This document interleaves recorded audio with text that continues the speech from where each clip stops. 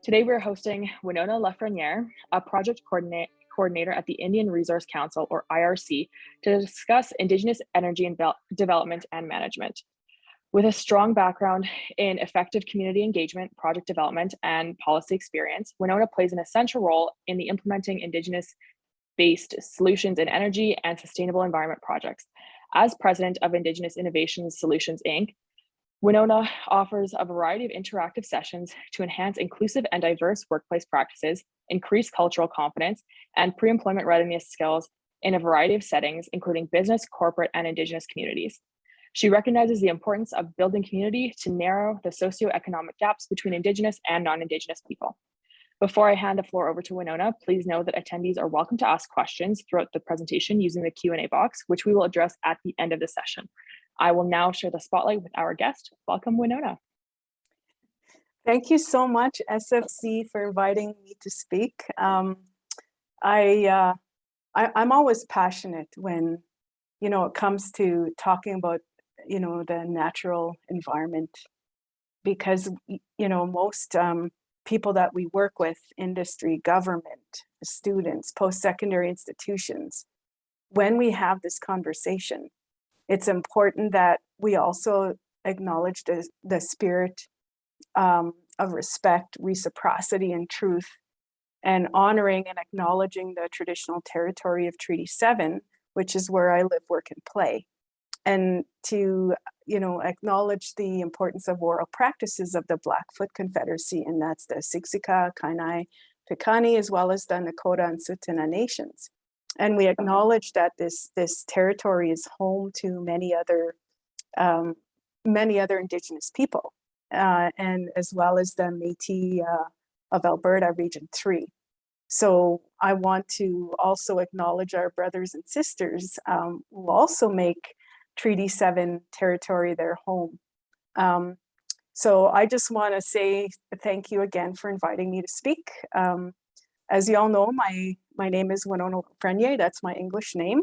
My spiritual birth name is Uzawa Naukwek. He's Zikwe Adijinakas. Now that's Ojibwe. Originally, I'm Anishinaabe from Manitoba, and I, migrated to Alberta 20 years ago to work in the oil and gas sector.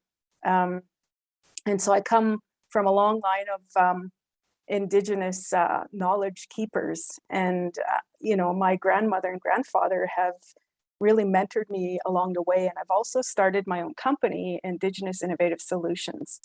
And there I provide a lot of transitional green energy solutions for Indigenous communities across Western Canada. And more recently, I've just taken on a project management position, with a smart city project in Ghana, West Africa. And so I'm excited to talk today to see how I can maybe get folks on the line thinking about, what your calls to actions are. So what I will do today is go a little bit over what Indian Resource Council does, and just recently been promoted as a project manager with IRC. So I'm very proud to wear that hat among many others to help our communities move forward when it comes to talking about transition to energy in this province. So thank you. One of the things that we really pride ourselves on at IRC is the work that we do, the advocacy work that we do. And it's so important that we get involved early on in stages when it comes to any project development work that's taking place in our traditional territories here in Alberta.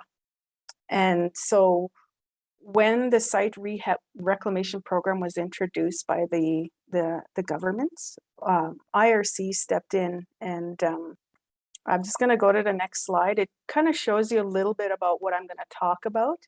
And then if there are any questions, please feel free. Our commitment towards the site rehabilitation program has a lot to do with the advocacy and providing meaningful engagement and opportunities in First Nation communities. So in doing so, we have to have a good understanding of those priorities, and those are priorities that drive us through the phases of the site reclamation program. And so our commitment is to respect those First Nation communities and groups as rights and title holders and their distinct relationship to the land, as well as supporting the government's commitment to these communities who want to be a part of these projects from a business and employment and training perspective, so that we have as many First Nation participants on these projects as possible. Now, I know that, you know, with our commitment, there's a lot of administration of the socio-economic considerations that are directed by the government of Alberta. So our mandate, essentially, it's to support First Nations in their efforts to attain greater management and control of their natural resources. Now, that could be anything from oil and gas to agriculture to forestry, you know, to the management of waters and working with, say, for example, Ducks Unlimited on a wetland training project. So we also complement those initiatives driven by First Nations people to gain that self-reliance and to ensure preservation of the Crown Trust obligations under the treaties with First Nation folks in Alberta. We also encourage greater development and utilization of First Nations human resources in oil, natural gas, and other related activities. And as you know, with the transition to something like green energy, when we talk about carbon capture, solar energy, wind power, those types of things, that's what we're talking about when we talk about related activities. And also working towards the establishment of an oil and gas business center. And we've recently just changed our name over from National Energy Business Center of Excellence to First Nations Technical Institute. So really what it is, when you look at the overarching purpose of what we do at IRC, it's responding to Mother Earth's call to action. And so through the site reclamation program, which was introduced by the government of Canada, it was $1.7 billion investment to Alberta, Saskatchewan, and BC.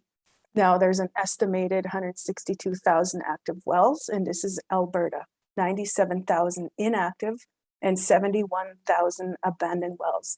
So out of that, there was $85 million that was earmarked for First Nation well abandonment activity for a total of 1,800 wells across Alberta. Now, we've impacted 42 nations when we've talked about the site reclamation program in terms of the training to employment.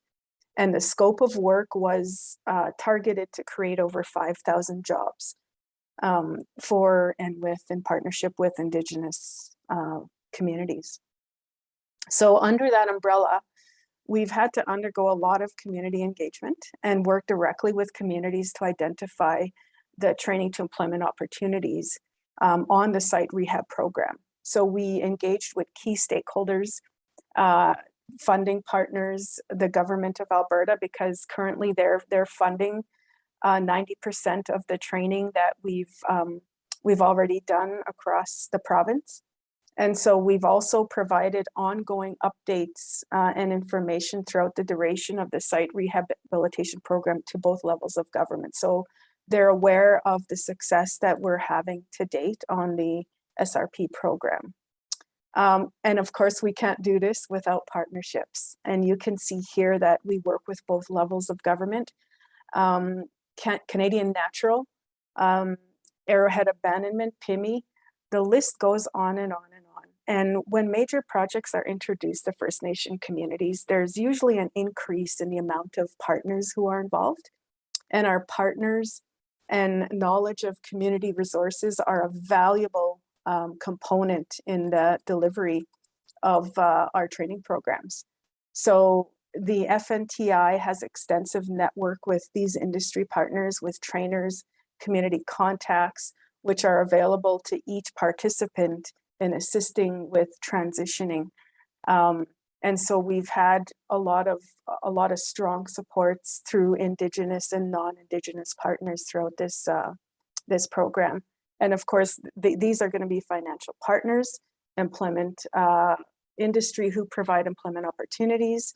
And then we have them come in, present right into the classroom and offer participants jobs right on the spot. So that's exciting for us. And this is only a partial list. We've got other partners like Streamflow, Kettle River Contracting, ND Corporation, and they're up in high level.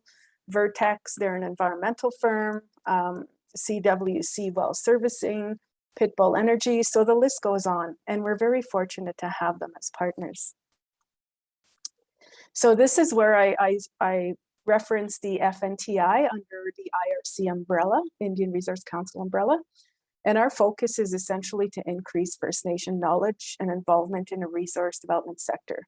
When we're talking about transitional green energy and technology centers, I will in a few slides down, I will talk about some samples and examples of projects we're currently working on. Now, one of our most exciting projects that we've been very fortunate to be a part of is called a Redevelop. It's a partnership with 5 universities across Canada. And that's University of Calgary, University of Alberta, U of T, so University of Toronto, Western University, and as well as Waterloo. And so what it is we work with graduate students who we target in STEM careers. So that's your science, technology, engineering, and math, and working on projects in Indigenous communities in those areas, because we know there's a huge labor shortage in those areas as well. So the other thing that we've recently just partnered on is with some nations and training institutions is drone technology training, for example, exposing youth to careers in robotics, augmented reality, artificial intelligence, 3D printing, and coding. So, we're working in First Nation communities to try to promote some of these careers, and so we spearhead a lot of those projects. And this is exciting for us because as Canada struggles to find its new normal, there's unconventional resources that we can tap into when it comes to low carbon energy future for this country, and environmental sustainability and socio-economic stability. So training graduates at this level is a win-win for not only Canada, but industry, Indigenous communities, and what have you. So we're pretty excited about moving forward on these projects. So one of the highlights, of course, and more recently under the SRP, I approached Steve Saddleback, who is the director, and I asked if he was willing to allow me to come up with a project that would train individuals in preparation for the site reclamation program. So essentially what we did is we put together the well site abandonment reclamation training program. And what it does is it provides workplace readiness skills to access employment/contracting opportunities through the SRP.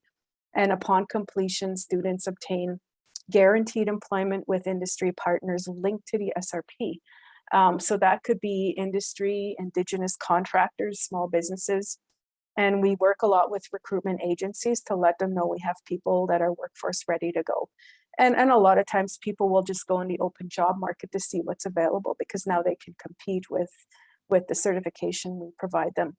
So to date, we've graduated over 280 First Nation individuals. So we've hosted 25 cohorts in various communities across Alberta. So we go as far as High Level and then east to Lloydminster and west to Grand Prairie.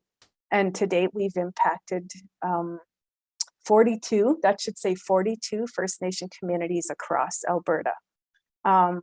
And so, yeah, for us, that's a huge success. And we collaborate a lot with those industry partners, government, First Nation contractors. And we want to ensure that this training that they're provided is recognized by industry. So we could align a lot of that with the success that we're having. And some of those factors to consider is, does the community have a database of skilled and unskilled labor? So we asked those important questions, and what barriers exist for Indigenous participation. So in addressing that and having those critical conversations really helped us to tap into that labor pool that exists in our communities, because we know that we still have high unemployment rates across the province. These are just some of the other training programs that we currently we've offered in the past, or currently offer, or looking at in the future. So Rig Service Tech Training Program, these are all workplace readiness mentorship programs. So those typically are the one-on-one mentorships for those with limited experience, for example. And that's those close to qualified as well, and just short-term training. So if someone needs 1 or 2 safety tickets, we're not going to say no. Our door is always open.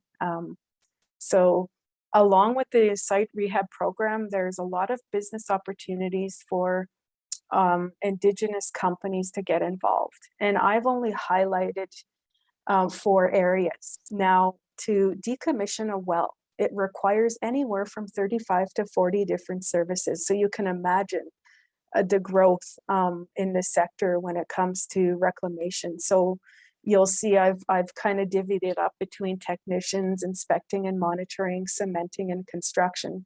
And under those, you've got a number of opportunities for individuals to get in to work for any number of companies and or start their own business, to look at, maybe I want to purchase an HVAC unit, so then I could subcontract off of a company that's currently working on reclaiming or decommissioning the wells here. So it's a lot of work, and this is only a partial list of the service personnel that are required.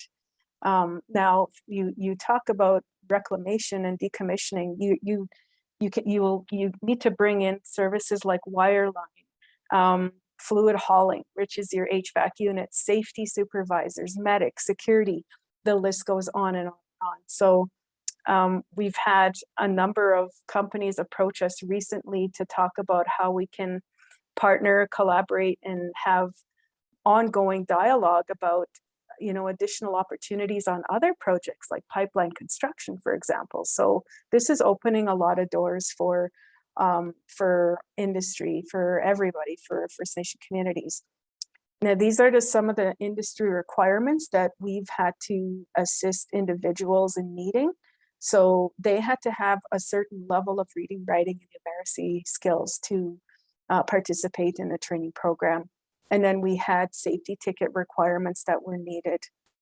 We also added on a 2-day theoretical piece on the process of decommissioning a well. And we hired a master's level student. He's a geologist.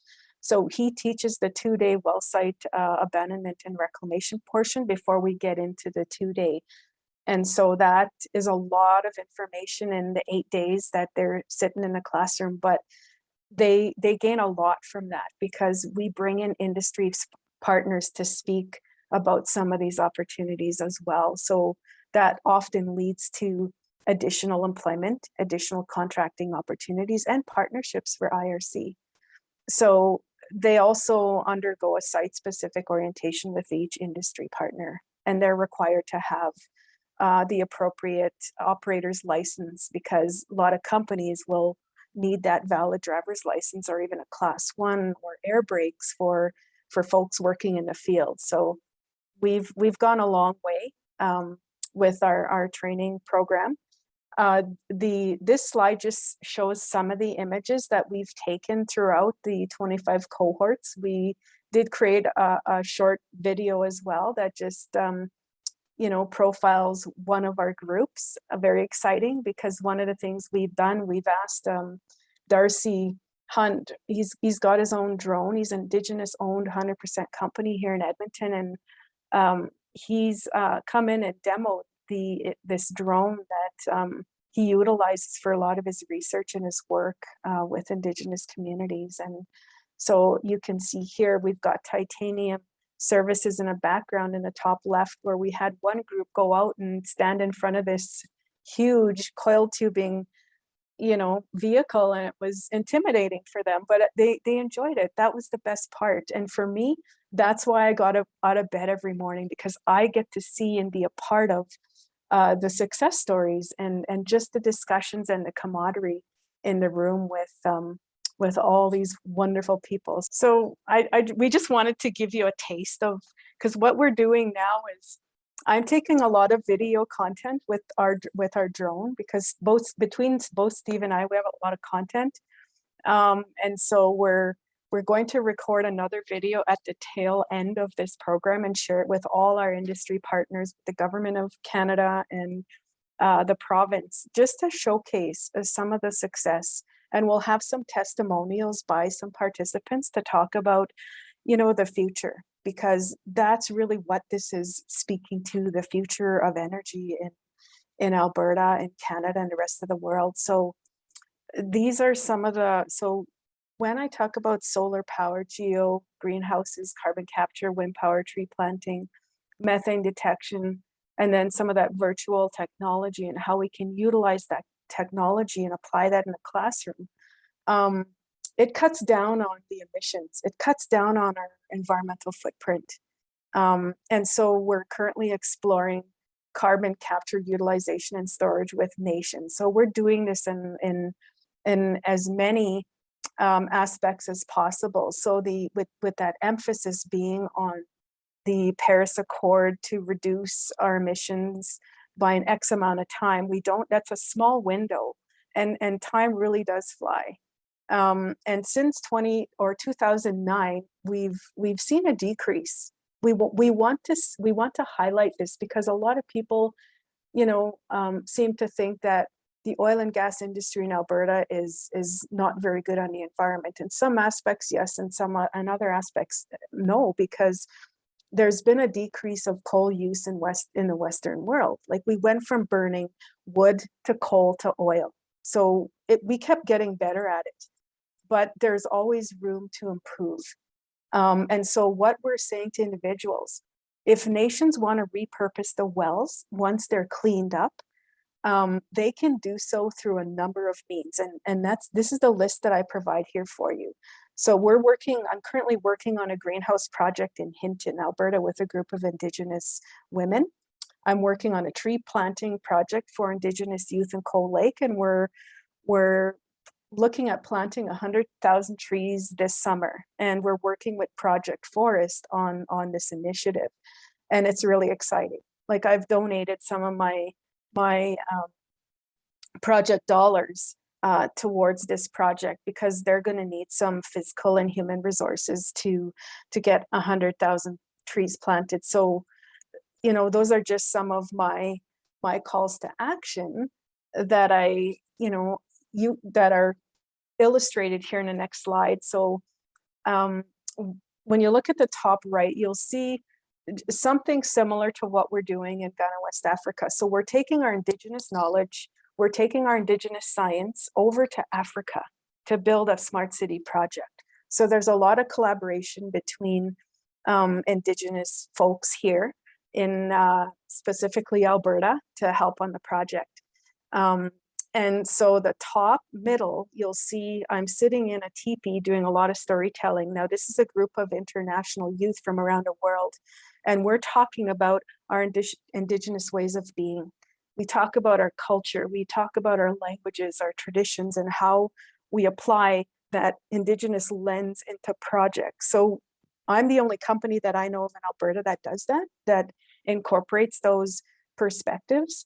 And so I also give to the Ellen Fund, because I'm really closely tied to the animal world on this side and overseas. And so the whole idea of, you know, sharing and transferring that knowledge with other groups around the world is phenomenal. For them to come to us and ask for our Indigenous wisdom and our wise practices, if you want to call them, we take pride. So we also do a lot of education and awareness amongst our own Indigenous people. So we take them on the land, we take them on a medicine walk. You know, I talk a lot about the field fundamentals when it comes to contamination of our lands, and what we've done for years and decades and centuries when it comes to, you know, taking care. That's what reclamation is putting the land back in its natural state. Because once you tamper with you know, a natural element and you add something to it, it's no longer natural, because you've taken it from its natural state and tampered with it. and for Indigenous people, we talk a lot about how we can,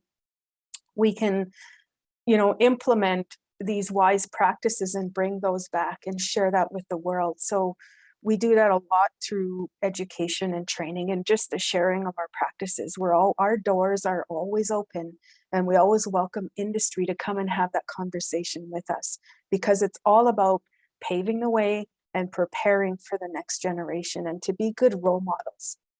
And in order to do this, you have to be kind and loving to yourself, showing how our children how to connect spiritually, emotionally, physically, and mentally, because that's who we are. For the sake of time, what I did was I added this link at the end of my PowerPoint, which I can share with the group here. I would recommend you watch the video. It's 4 minutes, and it's voices from our Indigenous youth that talk about the United Nations Declaration on the Rights of Indigenous People and where do we go from here. It gives me a lot of, it inspires me, it empowers me, and my level of passion for the environment is just that much, it's heightened that much more because I'm seeing the younger generations working with us, because I don't want to say to the young people that, it's up to you, when I can do something about it. Young or old, anybody can get involved, right? So that's what I'm saying by getting involved. And I recall CNN News, they declared November 10th as Call to Earth Day. I just found out about this recently. So in essence, we do have people creating global movements to regenerate our planet. And only then will we be able to say that we're doing our part and the planet will respond, right? And ways you can get involved, I talk to a lot of people about saying, come and visit our communities. We will invite you to come to a round dance or a powwow or, a community event. And if you have some ideas, don't sit on those ideas for too long, implement them. And if you need help implementing them, that's what IRC is here for. We've helped a lot of non-Indigenous brothers and sisters. That's what I call everybody on this call. We're all related, we're all one. So why don't we, act as if we are one, right? Because we know the animals are suffering, the trees are burning down, the water's intoxicated, and the land is drifting apart, right? So, and we talk a lot about that in our teachings with our elders, and we're so thankful to have them, right? So the question I want to leave with you is, are we really taking care of Mother Earth? That's a question that I ask myself every day. It's in my heart, in my mind, in my spirit. And I want to ask if I'm doing enough to promote that harmony with the natural world, because this is what we need to reconcile with. The healthier the planet, the healthier our ecosystems, the healthier we will be, right? So that's one question I want to leave. And of course, for more information, I've highlighted just a few. There's a number of resources out there, websites. There's a lot of social media content, but I caution people on that. I always say, if you want to learn about Indigenous people or our way of life, or want to partner with us, just let us know. We're a phone call, an email, or a LinkedIn message away. We're always willing to come in and share our stories and connect you with, the elders in our communities. And so I've attached here a list of a couple of websites that I find quite useful, and I revert back to from time to time just for updates in terms of what's going on with UNDRIP or Truth and Reconciliation, or some of the movements that we've participated in the past, like the Missing and Murdered Indigenous Women, the Moose High Campaign, National Aboriginal Day. So there's a lot you can get involved with, and we'd be more than happy to invite you to host you at events. I know Indian Resource Council has an event coming up at the end of June that we're working on, and it's called Transition to Energy in the energy sector. So this is my contact information. And as well as, just to say thank you in the 4 different languages. I know these are just some of the dominant languages here in Alberta, but coming from me to you, I say hi, miigwech, and yeah, I hope that I was able to provide you with somewhat of an overview of the site reclamation program, and I just want to open it up for questions because it's exciting times for us.